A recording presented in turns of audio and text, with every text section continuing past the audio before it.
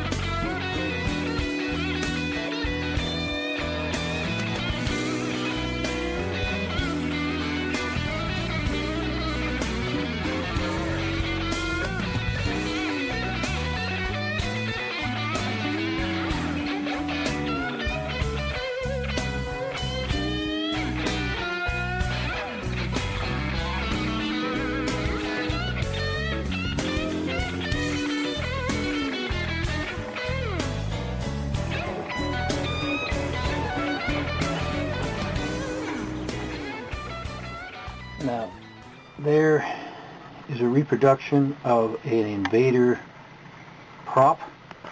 And as you can see, the white there, that's glue and glaze, that'll go clear. And underneath there is the yellow and green and red colors that will come through, and there'll be pulsing lights, I believe, when the music comes on or talking or whatever, lift-off sound, those will kind of pulse to the music.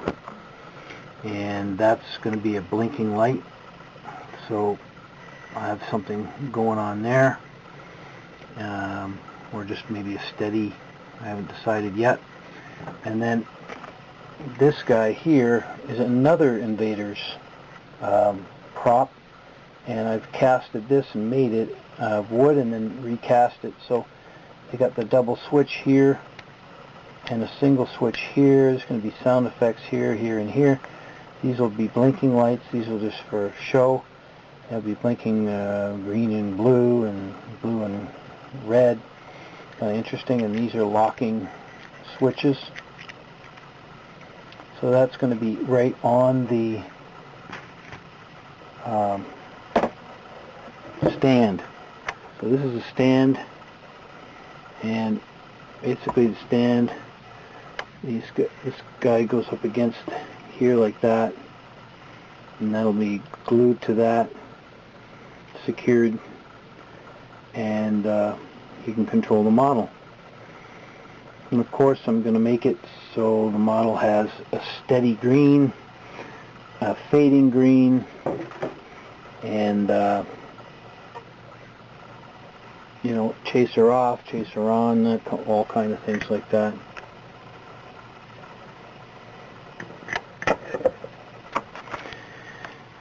But there you go, guys. Okay, now you can see I got some details in this bottom of the ship, more so than the Aurora version.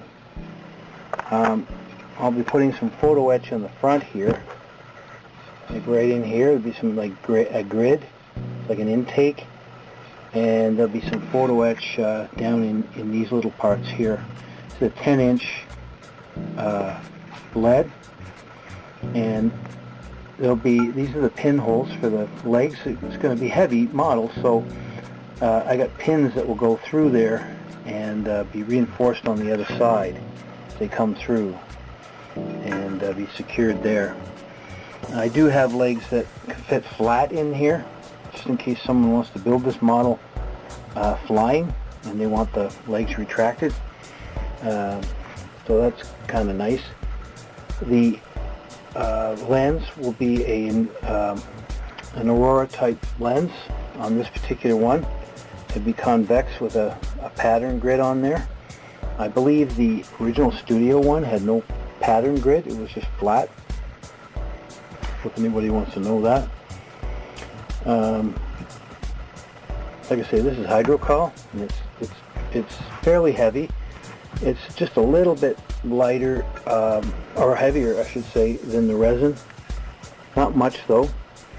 So if anyone orders a model and they are kind of picky and they want it in resin, I'll do it for them.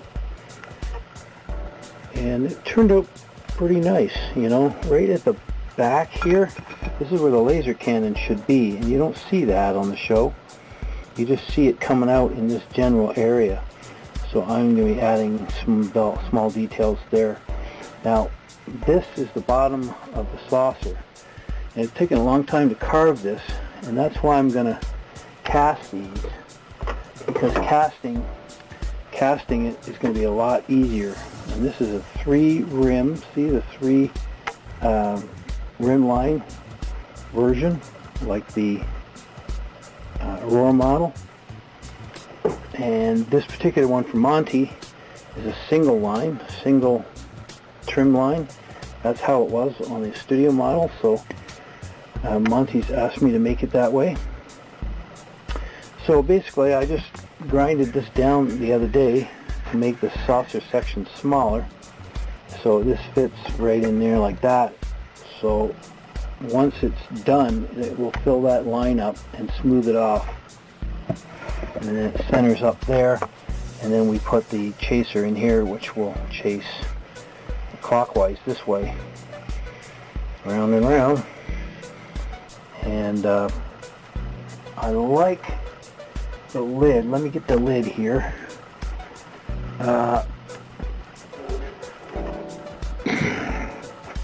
I've made this out of hydrocal as well. It's got some weight to it. And I got a nice thin lines on that model. Nice thin, not so thick and big like the Aurora model comes. This took a long time to get this right, so I got the mold made for this one. I'm going to make a second mold, but it looks pretty darn good, I must say. But what I've done different, it's pretty flat here, there's no indentation. So on the original, this is super light because it's balsa wood, I've made an indentation. I'm going to recast this again and make it another version of it. So I've taken a little bit more off the top and made it not so rounded. So I'm going to have to recast this one. But for now, I still have the mold for the other one, and I'll be making the limited editions out of this particular mold. It's looking really nice. Here's my little project I'm working on, and I just put a light into his eyeball, and he's going to say something. It's going to be really cool, and I'll probably get a screen grab off one of the shows, and I got something really cool I want him to say, like I'll be back or something, and we'll just push that button and the eyeball will light up. Just something I thought I'd show you. And last but not least, my little Invader 2.5 inch diameter ship. This is hydrocal with resin legs. Put some more detail in the bottom. You know, it's just a little thing to sit there and have fun with. I'm going to make another version with resin, so you can put a keychain on it, and I have those. And if you look for it on eBay, you'll be able to see my site, Runway 346. That's my eBay call name, and just look for me there, and you'll be able to see these little Invader ships for sale. But they're kind of neat. Now I'm going to be recasting it, because what I've done is I put little indentation windows, and I can show you that right now. Here's the master. It's made of resin, and as you can see, I've added the windows, and it's just got to clean them up a little bit more, so when I recast this, it'll eliminate the decals and the smoothness. So there'll be another version of this coming out after I start working a little bit more on those windows here, just to make it a little more smoother and nice. And like I said, there were 5 limited edition ships. One went to John Bullock. He's got it. I sent that to him. And Monty, well, he's got this one right here. And these two haven't been spoken for yet, and I'll be working on those in the future. And either you can buy it as a kit or buy it completely built, but I would rather probably finish these as a built, and then later we'll move to this one here as the kit. This is perfect as a kit mold because it's about 9.5 inches in diameter, not 10, and it fits the bottom a little bit nicer, and it leaves some room along the edges. See, because when you put this together, you have to have a little bit of room along the sides. See, when you put it down, it has to come out a little bit along the edge, because when you glue it all together, you just grind that off, and you got to center it up, because you can't grind too much on one end and then leave too thick on the other side, because this is perfectly symmetrical, and the diameter and the measurement is all correct. So when you put the saucer back in place, you got to make sure you center it correctly and just take off the according edge. It'll look pretty good when it's done. This is the mold for the bottom of the lens for the ship, and I can show you that right here. Let me grab that for you.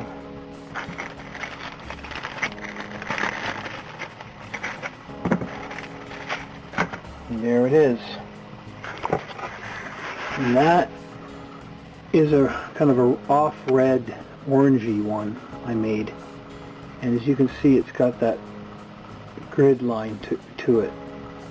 It's completely flat on that side, so if someone would want to put it in upside down and make it kind of like the studio version, then they can do that. But that will go in upside down like this and go right in there,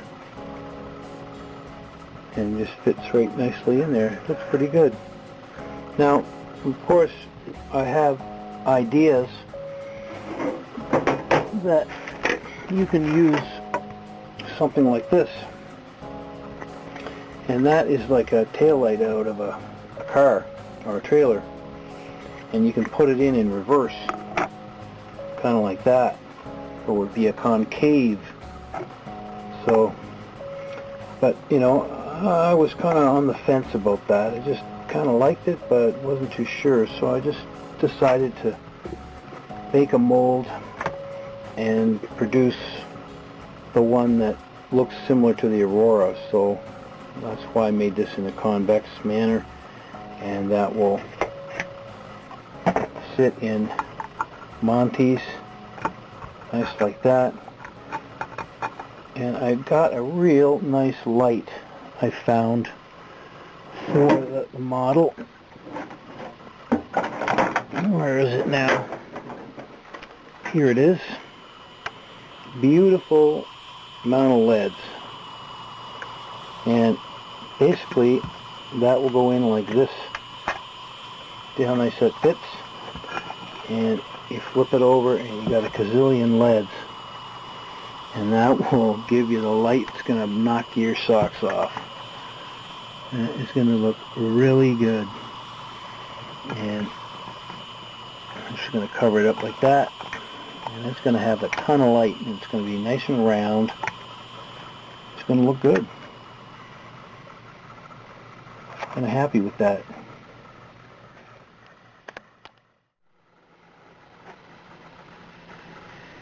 So anyway, guys, that's it for this installment of the Invaders 10-inch build.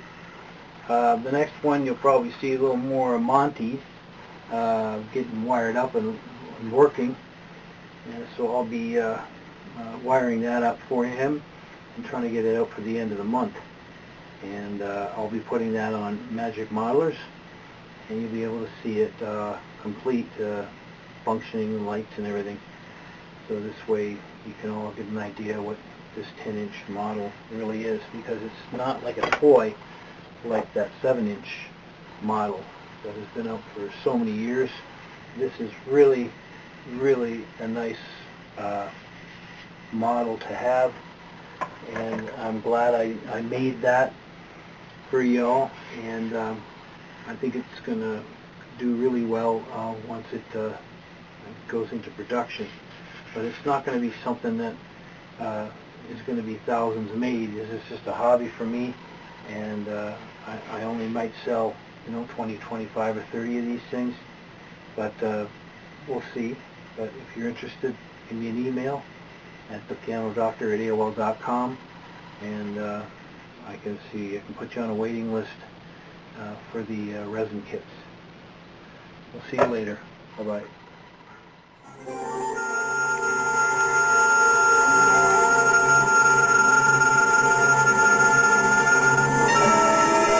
There was this light, a kind of glow.